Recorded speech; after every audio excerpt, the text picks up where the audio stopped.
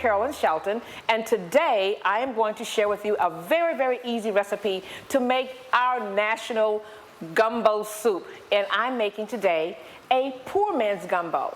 My little slogan is, when the gumbo pot boils, friendships blossom. When you make a gumbo here in Louisiana, of course, everybody knows we start with the roux. 1 part flour and 1 part oil. But I sometimes mix the oil and the butter together, and that's what I've done here in a wonderful black cast iron skillet. If you don't have a cast iron skillet, I would suggest that you maybe purchase one right away. But anyway, you're going to add 1 part cooking oil, 1 part butter, your flour, and you're going to stir this roux for about 45 minutes. This is the beginning stages of making a gumbo. The roux, the stock water, and your seasonings. Very, very important. So after you have your roux, the color that you desire, you're going to then add the Trinity, the onions, the garlic, the bell pepper, and the celery.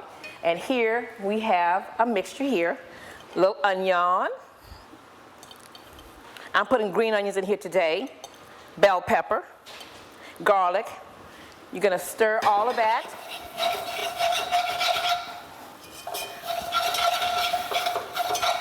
And you're going to let that saute in your roux. Now, many of you want to know, how do you make a stock water?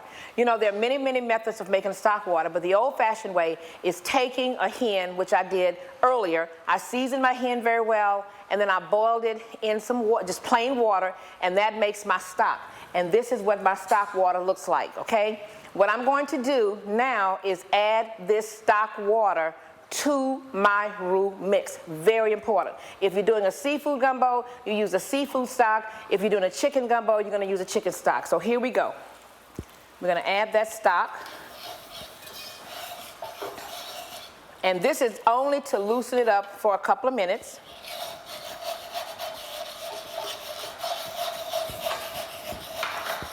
And after I've done this, I'm going to let that cook down for a couple of seconds. And you're going to add it to your pot. There you go, chef. There you go. There you go. Now,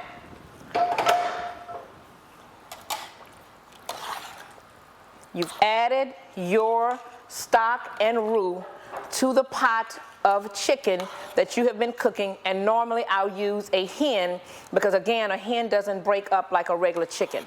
So that's the beginning stages of making your wonderful, wonderful, tasty gumbo. Now, oftentimes, people like to add okra. So I've sauteed my okra. I've added a little vinegar, some sausages, some andouille, and some smoked sausages. I'm adding that. And add me a little seasoning.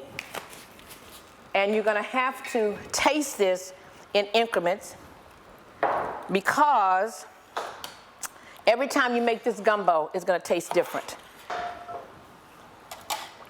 This is the beginning stages of making, as my mama used to call it, a poor man's gumbo. Chicken and sausage gumbo. Here in Louisiana, this is like a staple.